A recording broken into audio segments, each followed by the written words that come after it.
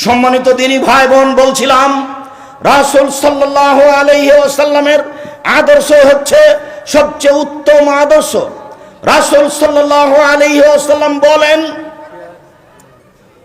লা ইয়াদখুলুল জান্নাতা আর-রাহিমু মুআল্লাকাতুন বিল আরশ, সদাচরণ আরশের সাথে ঝুলন্ত অবস্থায় আছে। এই দিকে লক্ষ্য করবেন, সদাচরণ আরশের সাথে ঝুলন্ত অবস্থায় আছে।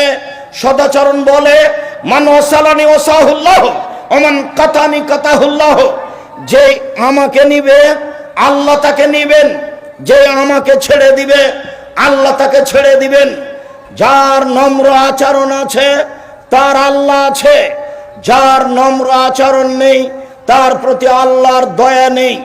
আবু হুরায়রা রাদিয়াল্লাহু তাআলা আনহু বলেন, রাসূল সাল্লাল্লাহু আলাইহি সাল্লাম বলেছেন, আর-রাহিমু শুবনাতুন মিনার রহমান, সদাচরণ রহমান থেকে নির্গত হয়েছে, সদাচরণ রহমান থেকে নির্গত হয়েছে।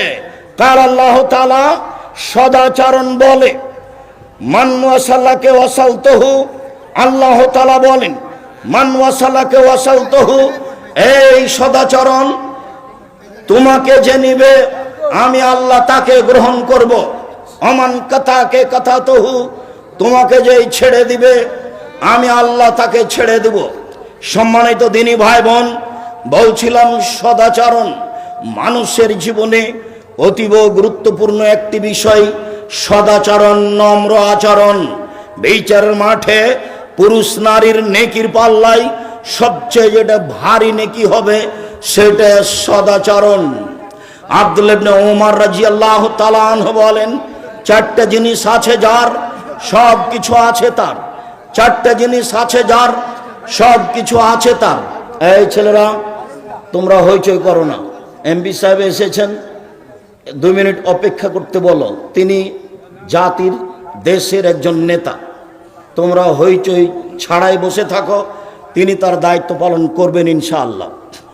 সম্মানিত দিনী ভাই বোন, যারা আপনারা এখানে উপস্থিত আছেন, এক খেয়ালে চেয়ে থাকেন, আমি কিছুক্ষণের মধ্যে বক্তব্য শেষ করব। সদাচরণ একটা ভিন্ন জিনিস। মুহাম্মদ সাল্লাল্লাহু আলাইহি সাল্লাম বলেন, বিচারের মাঠে নেকির পাল্লায় সবচেয়ে যেটা ভারী নেকি হবে সেটা সদাচরণ। এই ছেলে, না বসো।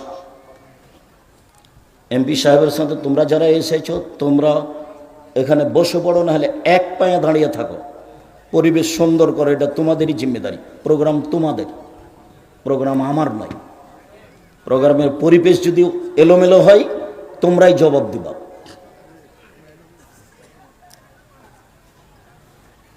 ভদ্রতা বজায় রেখে দায়িত্ব পালন করো। সম্মানিত দিনী ভাই বোন, বলছিলাম চারটা জিনিস আছে যার সব কিছু আছে তার, চারটা জিনিস নেই যার কোনো কিছু নেই তার, চারটা জিনিস আছে যার ইহকাল আছে তার, চারটা জিনিস নেই যার ইহকাল নেই তার, চারটা জিনিস আছে যার পরকাল আছে তার, চারটা জিনিস নেই যার পরকাল নেই তার। এক, হিফজ আমানাতিন, আমানতের রক্ষা, আমানতদার যেই তার ইহকাল পরকাল আছে। 2, হুসন খালিকাতিন, ভালো আচরণ, সদাচরণ যার ইহকাল তার, সদাচরণ যার পরকাল তার, নম্র আচরণ যার পরকাল তার, ভদ্র আচরণ যার পরকাল তার। 3, সিদক হাদিসিন, সত্য কথা, সত্য কথা যার ইহকাল তার, সত্য কথা যার পরকাল তার। 4, ইফাতিন ফি তুমাতিন, বৈধ রুজি, বৈধ রুজি যার ইহকাল তার পরকাল তার। শুনুন সম্মানিত দিনী ভাই বোন, 4, 1, আমানতের রক্ষা, 2, নম্র আচরণ, 3, সত্য কথা, 4, হালাল রুজি। যার কারণে বলি আপনাদেরকে উপদেশ 4টা মনে রাখবেন। 1, 5 ওয়াক্ত সালাত, 2, হালাল রুজি, 3, কোরআন তেলাওয়াত, 4, আড্ডা পিটা চিরদিনের জন্য নিষেধ। কোনো জায়গায় বসে, দোকানে 2 জন বসে আছে, ওখানে বসে আড্ডা পিটবেন না। ওখানে কারোর বদনাম হচ্ছে, আপনি খালি বললেন ঠিকই বলেছেন চেয়ারম্যান সাহেব আসলেই খারাপ, এই যে আপনি কথাটা বললেন এইটা এক পাল্লাতে দেন, আর পুরো জীবনের নেকি এক পাল্লাতে দেন, দেখি কোনটা ভারী হয়।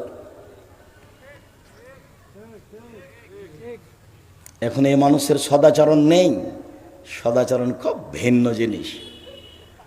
আনাস রাদিয়াল্লাহু তাআলা আনহু বলেন, রাসূল সাল্লাল্লাহু আলাইহি ওয়াসাল্লাম বলেছেন, মান সাররাহু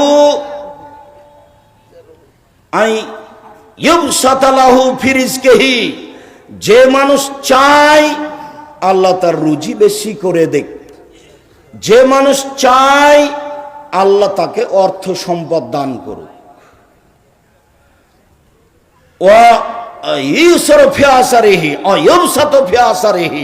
যে মানুষ চায় যার বয়স আল্লাহ তার বেশি করে দেখ, তার হায়াত বাড়িয়ে দেখ, এটা যে চায় ফল এসেল রাহেমাহু, সে যেন সদাচারণ করে। মনে রাখবেন, ভুলে যাবেন না হয়। বাক্যের বক্তব্যের সবই যদি ভুলে যান, এই বাক্যটা ভুলবেন না। কেউ যদি রুজি বেশি করতে চায় জীবনে, কারো যদি হায়াত বাড়িয়ে দেওয়ার প্রয়োজন মনে করে বা করুক, আল্লাহর কাছে চায় যদি, তাহলে সে যেন সদাচরণ করে। আমি এ কথা বলিনি, এ কথা মুহাম্মদ সাল্লাল্লাহু আলাইহি ওয়াসাল্লাম বলেছেন, হাদিস বুখারী মুসলিম। আম গাছে জাম ধরে না, ধরে যেতে পারে। অমাবস্যার রাতে চাঁদ উঠে না, উঠে যেতে পারে। সুঁয়ের ছিদ্র দিয়ে লাঙ্গলের ফাল ঢোকে না, ঢোকে যেতে পারে। অবাস্তব কাজগুলি ঘটে যেতে পারে। আমি যেটা বললাম, এতে সন্দেহ আছে বলে কিয়ামত পর্যন্ত চেষ্টা করলে সরিষা ঢোকানো যাবে না। যা বলছি তাই থাকবে, তার নাম বুখারী মুসলিম। আমি নিজের কথা বলিনি, যার কারণে আমার আস্থা বিশ্বাস খুব শক্তিশালী, মজবুত। এখান থেকে ফিরে আসার কোনো সুযোগ নাই, এ কথা মুহাম্মদ সাল্লাল্লাহু আলাইহি সাল্লাম বলেছেন। আবু হুরায়রা রাদিয়াল্লাহু তাআলা আনহু বলেন, রাসূল সাল্লাল্লাহু আলাইহি সাল্লাম বলেছেন, লা ইরুদ্দুল কাদারা ইল্লা দুআ, দুআ মানুষের ভাগ্যকে পরিবর্তন করে দেয়। ওয়ালা ইয়াজিদুল উমরা ইল্লা বিল বিররি, সদাচরণে মানুষের বয়স বেশি হয়ে যায়। ওয়া ইউরামুর রিজকু বিযামবে, পাপের কারণে মানুষের রুজিতে সমস্যা নামে। ব্যবসায়ের খেয়েছে মানে সে পাপ করেছে, চাকরিটা নষ্ট হয়েছে মানে কোনো পাপের কারণে ঘটেছে, দিন মজুরি করে দিন চলছে না মানে পাপ চালু আছে। বড় মোবাইল বন্ধ করতে হবে যে কোনো মূল্যে। মোবাইল আশীর্বাদ বটে, তবে অভিশাপও বটে। অভিশাপে পরিপূর্ণ। সারা রাত ল্যাংটা মেয়ে দেখে আপনি কোটি টাকা ইনকাম করবেন, এই হিসাব থেকে বেঁচে থাকা না। আমি এ কথা বলিনি, এ কথা মুহাম্মদ সাল্লাল্লাহু আলাইহি সাল্লাম বলেন। তিনি বলেন, ইয়াকে অল মাসিয়া, পাপ থেকে বেঁচে থাকো। ফাইন্না বিল মাসিয়াতে হাল্লা সাকাতুল্লাহ, পাপ করলে আল্লাহর অসন্তুষ্টি নেমে আসে।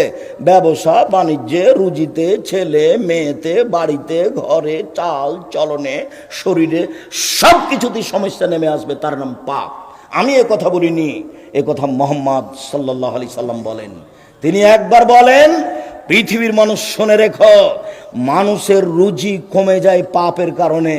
তিনি একবার বলেন, পৃথিবীর মানুষ শুনে রেখো, মানুষ পাপ করলে তাদের উপর আল্লাহর গজব নেমে আসবে। গজব কাকে বলে? চাকরি মার খেয়ে গেছে, তার নাম গজব। গজব কাকে বলে? ব্যবসা মার খেয়ে গেল, তার নাম গজব। গজব কাকে বলে? বড় ছেলে মারা গেল হঠাৎ করে অ্যাক্সিডেন্ট হয়ে, তার নাম সমস্যা। একটার পর একটা সমস্যা নেমে আসবে। বুঝতে হবে পাপের কারণে এগুলো ঘটছে। আমি বলিনি, এ কথা মুহাম্মদ সাল্লাল্লাহু আলাইহি সাল্লাম বলেন। সম্মানিত দিনী ভাই বোন, রাসূল সাল্লাল্লাহু আলাইহি ওয়াসাল্লাম বলেন, লা ইয়াদখুলুল জান্নাহ মান লা ইয়ামান জারহু বাওয়াইকাহু, যে তার প্রতিবেশীকে কষ্ট দেয় সে জান্নাতে যাবে না। যে তার প্রতিবেশীকে কষ্ট দেয় সে জান্নাতে যাবে না। আল্লাহে লাইমিনু, আল্লাহে লাইমিনু, আল্লাহে লাইমিনু। আল্লাহর কসম মোমেন নয়, আল্লাহর কসম মোমেন নয়, আল্লাহর কসম মোমেন নয়। কিলা মানিয়া রাসূলুল্লাহ, আল্লাহ রাসূল কে? কার কথা আপনি বলছেন মোমেন নয়? তখন আল্লাহ রাসূল বলছেন, মানলা ইয়ামান জারহু বাওয়াইকাহু, যে তার প্রতিবেশীকে কষ্ট দেয় সে মুমিন নয়। যে তার প্রতিবেশীকে কষ্ট দেয় সে মুমিন নয়। প্রতিবেশীকে কষ্ট দিয়ে মানুষ সদাচরণ টিকাতে পারে না। আবু হুরায়রা রাদিয়াল্লাহু তাআলা আনহু বলেন, রাসূল সাল্লাল্লাহু আলাইহি ওয়াসাল্লাম বলেছেন, ইন্না ফুলানাতান তুজকারু মিন কাসরাতি সালাতিহা সামিয়া সাদাকাতিহা গায়রানাহা তুজি জিরানাহা বিলিসানিহা। আল্লাহর নবী, অমুক মহিলা বেশি বেশি সালাত আদায় করে, বেশি বেশি দান খয়রাত করে, বেশি বেশি তাহাজ্জুদ পড়ে, তবে প্রতিবেশীকে কষ্ট দেয়। আল্লাহ রাসূল বলেন, হে ফিন্নার, ও জাহান্নামে যাবে। প্রতিবেশী যদি ভালো বলে তাহলে আপনি ভালো, প্রতিবেশী যদি খারাপ বলে তাহলে আপনি খারাপ। এ কথাই ঠিক। একটা লোক আছে আল্লাহ রাসূলকে বলছেন, কাইফা আলামু আন্নী হাসান আসাদ। আল্লাহ রাসূল, আমি কিভাবে বুঝবো আমি ভালো মানুষ? আল্লাহ নবী, আমি কিভাবে বুঝবো আমার সদাচরণ আছে, আমি ভালো মানুষ? তখন আল্লাহ রাসূল বলছেন, এই যা সামাইতা মিন জিরানিকা আহসানাল ভাগ আহসানতা, তোমার প্রতিবেশী থেকে যখন তুমি শুনবে তুমি ভালো, তখন তুমি ভালো। আর যখন তোমার প্রতিবেশী থেকে শুনবে তুমি খারাপ, তখন তুমি খারাপ। এ কথা মুহাম্মদ সাল্লাল্লাহু আলাইহি সাল্লাম বলেন।